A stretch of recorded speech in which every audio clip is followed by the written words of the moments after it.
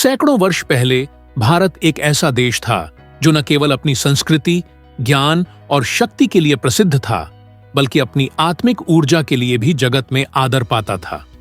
यहाँ के आशी मुनि प्रकृति से संवाद करते थे, राजा धर्म के मार्ग पर चलते थे और प्रजा सुख शांति में जीवन बिताती थी। परंतु इतिहास में एक समय ऐसा भी आया जब अंधकार ने इस भूमि को घेरने की कोशिश की, अधर्म, अन्याय और भय का जाल बुनने लगा।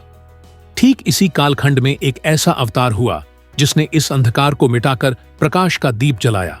यह कथा है भगवान श्री राम की और इसी से जुड़ी है दीपावली की शुरुआत। उत्तर भारत में स्थित अयोध्या नगरी सूर्यवंश के महान राजा दशरथ की राजधानी थी। यह नगरी सुव्यवस्थित, समृद्ध और धार्मिक विचारों से ओतप्रोत थी। राजा दशरथ न्यायप्रिय और प्रजावत्सल थे। वर्षों की तपस्या और यज्ञ के बाद उनके घर 4 पुत्रों का जन्म हुआ, राम, भरत, लक्ष्मण और शत्रुघ्न। इनमें राम सबसे बड़े और अत्यंत गुणवान थे। बाल्यकाल से ही वे धर्म, मर्यादा और करुणा के प्रतीक माने जाते थे। अर्षियों की शिक्षा के बाद चारों भाइयों ने युद्ध कला, धर्मशास्त्र और राजनीति में दक्षता प्राप्त की। समय के साथ अयोध्या में यह घोषणा हुई कि राम को युवराज बनाया जाएगा। पूरा नगर हर्षोल्लास में डूब गया। हर गली में दीप जलाए गए, मानो अयोध्या स्वयं कह रही हो, यह है हमारे प्रकाश का पुत्र। परंतु नियति को कुछ और मंजूर था। कैकई, जो दशरथ की प्रिय रानी थीं, ने अपने 2 वरदानों के बदले राम को 14 वर्ष का वनवास और भरत को राज्य मांगा। यह समाचार सुनते ही अयोध्या शोक में डूब गई। राम बिना किसी विरोध के पिता की आज्ञा मानकर वन चले गए। उनके साथ माता सीता और लक्ष्मण भी गए। वनवास का यह काल केवल एक राजकुमार की परीक्षा नहीं था, बल्कि समूचे भारत के धर्म और मर्यादा की अग्नि परीक्षा थी। इस काल में रावण नामक एक शक्तिशाली असुर राजा ने सीता माता का हरण कर लिया और उन्हें लंका ले गया। रावण लंका का अत्यंत बलशाली और बुद्धिमान राजा था, परंतु अहंकार ने उसे अधर्मी बना दिया। राम ने वानर राज सुग्रीव से मित्रता की, हनुमान को अपना दूत बनाया और वानर सेना संग लंका की ओर प्रस्थान किया। लंका के युद्ध में धर्म और अधर्म का महान संग्राम हुआ। हनुमान की भक्ति, लक्ष्मण की वीरता और राम की नीति के सामने रावण की विशाल सेना टिक न सकी। अंततः दशहरे के दिन रावण का वध हुआ, यह दर्शाने के लिए कि सत्य और धर्म की विजय निश्चित है।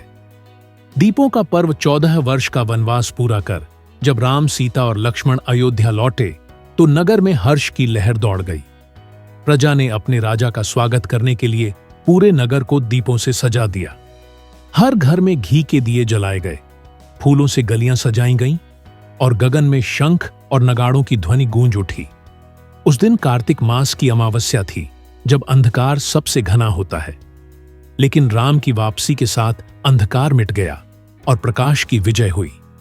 तभी से इस दिन को दीपावली कहा जाने लगा, यानी दीपों की पंक्ति।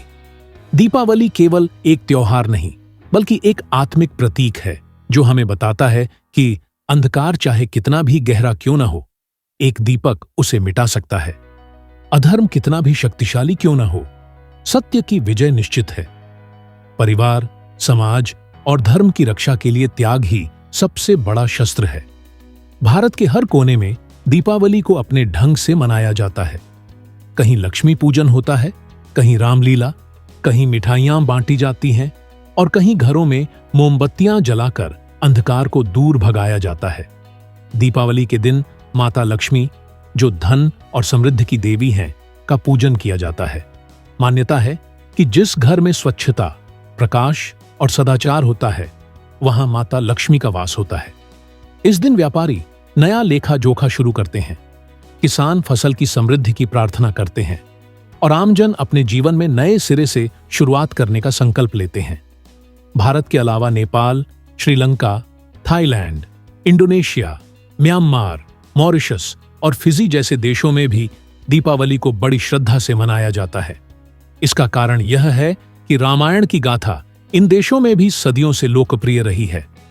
थाईलैंड में दीपावली को लॉय क्रथोंग, श्रीलंका में दीप पंजर और नेपाल में तिहार के रूप में मनाया जाता है।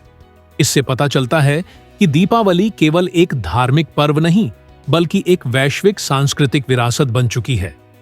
दिया छोटा होता है पर उसका प्रकाश अंधेरे को मिटा देता है, उसी तरह एक सकारात्मक विचार जीवन का अंधकार मिटा सकता है। दीपावली हमें सिखाती है, अपने भीतर के अंधकार को मिटाओ, जैसे क्रोध, लोभ, अहंकार। अपने चारों ओर प्रकाश फैलाओ, जैसे प्रेम, करुणा और सद्भावना। समाज को जोड़ो, तोड़ो मत, क्योंकि सामूहिक प्रकाश ही सबसे बड़ा दीप होता है।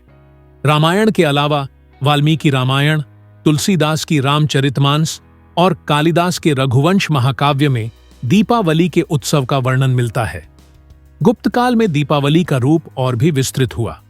मंदिरों में विशेष दीपमालाएं सजाई जाती थीं और राजा अपनी प्रजा को उपहार दिया करते थे। मौर्य सम्राट अशोक ने भी दीपावली के दिन धम्म विजय का संदेश दिया। जैसे एक छोटा सा दिया अंधेरे को मिटा देता है, वैसे ही आपका एक छोटा सा लाइक और कमेंट इस कहानी को हजारों लोगों तक पहुंचा सकता है। अगर आपको भगवान श्री राम और दीपावली की यह प्रेरणादायक कथा पसंद आई हो तो चैनल को सब्सक्राइब करें, ताकि अगली कहानियां सबसे पहले आप तक पहुंचें। इस दीपावली आप भी किसी के जीवन में एक दीप जलाएं, प्यार और प्रकाश फैलाएं।